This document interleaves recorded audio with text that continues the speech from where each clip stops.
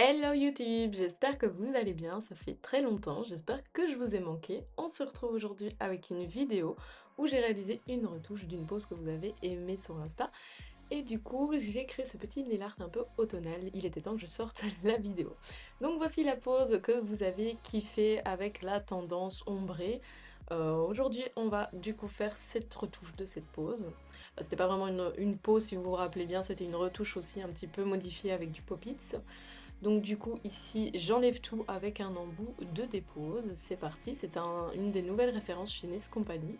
Donc n'hésitez pas à aller voir sous nos sites internet officiels, donc de France et de Belgique ou même d'Italie, et vous allez trouver les nouvelles références d'embout dans les accessoires ou dans les embouts. Avec le repousse cuticule Stalek, donc c'est le type 50, bar 5 je crois. Oui, c'est le 50 bar 5. C'est le repousse cuticule Stalek que j'affectionne beaucoup pour l'instant. Je repousse les cutis et je gratte. Je vais passer un petit embout, donc du côté droit et ensuite du côté gauche. Je vais tout simplement venir décoller et enlever les cuticules correctement pour pouvoir les couper. Bon après c'est un modèle qui a des cuticules, on va dire, quasiment inexistantes en fait. Là voilà, on n'avait plus fait ses cutis depuis longtemps, il y avait quasiment rien, donc je passe que des embouts pour être sûre de ne pas la couper et pour ne pas enlever de trop et pour ne pas qu'elle ait de rougeur, surtout qu'on va faire la vidéo.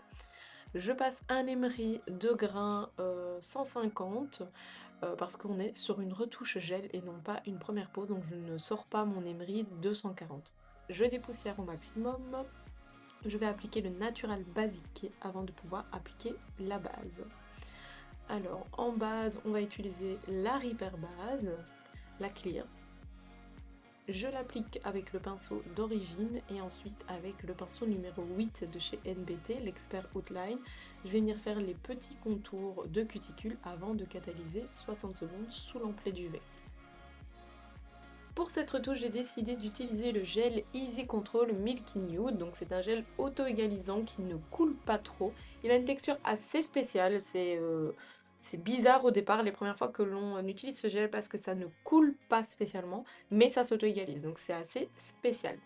Avec le pinceau numéro 7 de chez NBT, le Boulder by Tracy, je prends un tout petit peu de matière et je viens mettre ma couche de lissage, donc je vais bien proche des cutis, et j'aplatis fort cette couche avant de faire ma construction. C'est vraiment une couche qui va m'aider à lisser la matière. Je prends plus de matière et je viens déposer près des cutis, comme ceci, et je vais commencer à étirer le gel.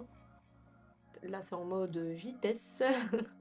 Et ensuite, je prends le pinceau numéro 8 et je viens lisser la matière plus correctement. Donc vous voyez, c'est vraiment un gel, c'est un semi-auto-égalisant, on va dire, vraiment. Ça s'auto-égalise, mais il faut le faire voyager soi-même parce qu'il va pas vraiment s'auto-égaliser plus vite. Si vous préférez les gammes qui s'auto-égalisent plus vite, vous pouvez utiliser la gamme Fibre ou la gamme All-in-One Pink. Ici, j'ai choisi ce gel, pourquoi pour la couleur, parce que la couleur s'adaptait mieux à la pose qu'on voulait faire. Sinon, les autres gels étaient trop rosés.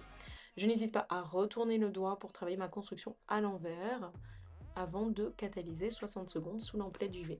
Ensuite, je dégraisse avec un coton et du cleaner classique et on va commencer le limage. Donc il n'y a pas grand chose en limage, la pose, il n'y avait pas grand chose à faire.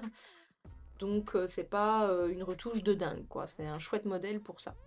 Je commence par la lime et à vérifier que je suis à la même longueur que les autres. Donc je commence par la longueur et ensuite je vais venir faire un petit coup avec ma lime sur les parallèles. Donc c'est une lime 100-180. Voici, je fais d'abord les parallèles droites et ensuite après je vais serrer un petit peu plus avec ma lime pour refaire la ballerine correctement. Je prends un emery de grain 150 et je suis à une vitesse entre 10 et 15 000 tours et je commence à façonner et faire la mise en forme. Donc je commence par les cutis, par le dessus, sur les côtés, je passe en dessous, je passe un peu partout. J'ai des techniques de l'image propres à moi-même avec l'emery. Je prends un embout de dépose et je viens dégrossir par en dessous, toujours quand c'est des retouches, pour remonter justement les ongles. Je viens enlever l'épaisseur qu'il y a en dessous et je n'hésite pas à enlever l'ongle naturel également parce que à force de laisser l'ongle naturel, ça peut provoquer des décollements par-dessous. La cliente est plus tentée à aller chipoter, donc moi personnellement, ça fait des années-lumière que j'enlève l'ongle naturel en dessous et ça ne pose aucun problème sur mes poses justement elle reste plus belle et ça évite que la cliente aille chipoter par dessous et aussi ça évite la coloration, que l'ongle se colore par en dessous. Elles ont plus vite tenté d'aller chipoter, d'aller nettoyer si l'ongle naturel prend la couleur de quelque chose. Donc j'ai toujours pris l'habitude avec un embout de dépose fin. Vous pouvez même en trouver encore des plus fins sur le marché. À Estetica, il y avait plein de stands qui vendaient des petits embouts super sympas pour passer en dessous et pour pouvoir enlever. Niveau pour la vitesse, je suis à 20-25 000 tours pour enlever en dessous. Je viens ressurligner mes petites parallèles avec la lime 100-180. Je remonte un petit peu les parallèles là, parce que là les parallèles sont plus au bon endroit, donc là tout simplement je les remonte et je les replace au bon endroit pour ma ballerine. Une fois que le limage sera terminé, dans l'idéal il faut nettoyer et dépoussiérer au maximum. Je vous invite à prendre une petite brosse, du cleaner ou un désinfectant ou quoi que ce soit, mais au moins bien nettoyer toute la poussière avant de passer à l'étape suivante. Ici je vous montre la finesse. C'est une retouche, hein, donc moi je suis toujours moins fan des retouches pour les formes, mais on arrive quand même à faire de belles choses malgré tout en retouche. Elle a une toute petite base aussi, donc la longueur je suis pas fan, mais voilà, c'est ce qu'elle veut, je trouve que ça lui va bien en global, donc on le fait. Une petite brosse, du cleaner et on vient de nettoyer au maximum, on va attendre que ça sèche avant de passer à l'étape suivante. Je vais mettre une couche de quoi je ne sais plus, voilà, de Smart Base, désolée.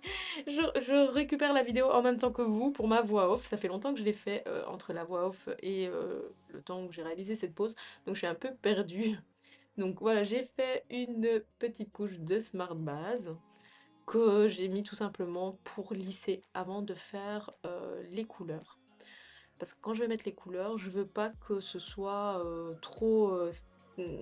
on voit les stries à travers les couleurs en dessous du limage. Donc j'aime bien mettre une fine couche de quelque chose. Donc ici j'ai vraiment mis un transparent pour ne pas changer la couleur du gel. On va utiliser un poison. Enfin la couleur poison, pas un poison. Désolée. Mais j'espère que vous rigolerez avec ma voix off en tout cas. Je mets 2 gouttes. Je vais prendre aussi de la couleur White Angel. Je mets une goutte à côté de la deuxième poison. Old Castle, je vais mettre également 2 gouttes. Voilà. Je vais mettre une goutte de blanc à côté de la Old Castle, de la deuxième goutte. Ça sera pour les mélanger et pour les éclaircir. Et du blanc pur. Donc simplement j'ai choisi 2 couleurs dans les tons un peu chocolat. Et je suis venue y ajouter une goutte de blanc pour pouvoir les éclaircir, ce qui me donne un nuancier. Je prends le pinceau 9 French Liner, on dégraisse la Smart Base et on va commencer à faire le petit nail art, la petite French de côté. Alors moi j'adore ce style de pose, hein. Je sais pas vous, mais tout ce qui est linéaire comme ça et répétitif, c'est tellement satisfaisant. Je sais pas ce que vous en pensez. Donc voilà, j'ai fait une petite vague ici devant et donc je vais faire couleur par couleur, je vais catalyser chaque ligne et puis je vais venir mettre la deuxième couleur suivante qui est sur le panel quoi. Donc là la suivante c'est la poison qui a été mélangée avec du blanc. Et ensuite ce sera la Old Castle mélangée avec du blanc je crois, ou la Old Castle simple, je ne sais plus exactement, mais vous faites un peu ce que vous voulez tant que vous les mettez dans le même ordre à chaque fois pour dire d'avoir ce côté satisfaisant. J'utilise vraiment le plat du pinceau pour faire des lignes plus épaisses et j'utilise vraiment le pinceau sur la pointe pour faire des lignes vraiment plus fines. Donc ainsi de suite, j'ai fait le même mouvement avec mes mélanges de couleurs et puis j'ai fini par le blanc pour terminer le nail art comme ceci. Alors à la place de la Smart Base, vous pouvez mettre aussi la base Ultra Strong ou la Base Top par exemple. Moi j'ai mis la Smart Base parce que c'est celle que j'avais sous la main, mais si vous avez la Ultra Strong ou la Base Top, vous pouvez largement utiliser ces bases-là. Ce sera tout simplement, comme vous l'avez compris, pour fluidifier et pour que ce soit lisse en fait avant de mettre les couleurs, pour ne pas qu'on voit les à-coups de l'image à travers les couleurs. Une fois que ça c'est fait, on va catalyser et on va utiliser la finition Flash Shine. Donc c'est ma préférée, vous le savez. J'ai beaucoup utilisé la Top of the Top aussi parce qu'elle était plus épaisse, mais c'est le même principe, c'est la même famille. Donc je les aime beaucoup parce qu'elles sont sans anti-UV. Je n'aime pas trop les finitions qui sont bleutées, je trouve que ça modifie un peu les couleurs.